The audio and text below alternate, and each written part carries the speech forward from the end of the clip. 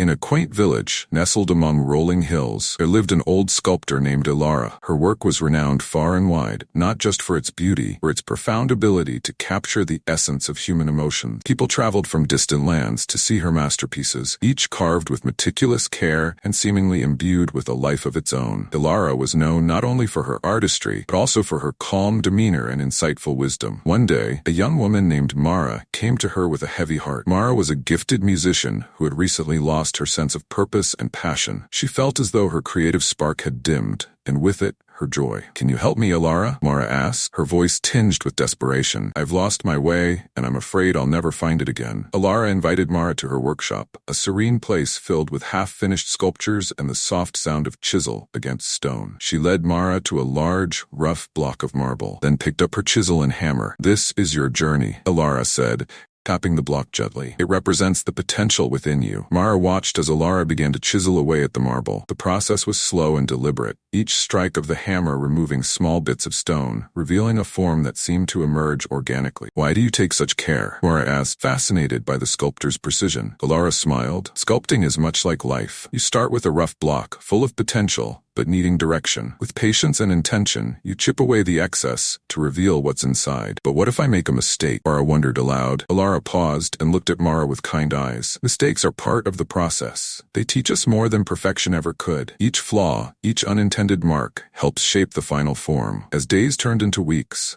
Mara visited Elara's workshop regularly. She watched and learned, gradually understanding that the sculptor's process was not just about creating art, but about embracing the journey. Each day she saw the marble block transforming, and with it, her own perspective began to shift. One day, Mara realized that her own creativity was like the marble, there to be discovered and shaped. She began to experiment with her music, embracing imperfections, and learning to appreciate the process rather than focusing solely on the outcome. Elara's wisdom was not in the finished sculpture, but in the process of creation. The sculptor's calm acceptance of each imperfection, her patience in chiseling away, and her ability to see potential in the rough block inspired Mara to find beauty in her own creative journey. Months later, Mara returned to the village with renewed passion, a fresh perspective on her music. Performances were filled with a new depth and sincerity, reflecting the journey she had undergone. Elara continued her work, ever the patient sculptor, finding joy in the process of revealing the hidden beauty within each piece of marble. Her legacy was not just in her art, but in the lessons she imparted, showing that the path to finding one's purpose often lies in embracing the journey itself. And so, the village remembered Elara not just as a master sculptor, but as a sage who taught that true artistry and wisdom come from within, revealed through patience, acceptance, and the courage to shape one's path. Brace.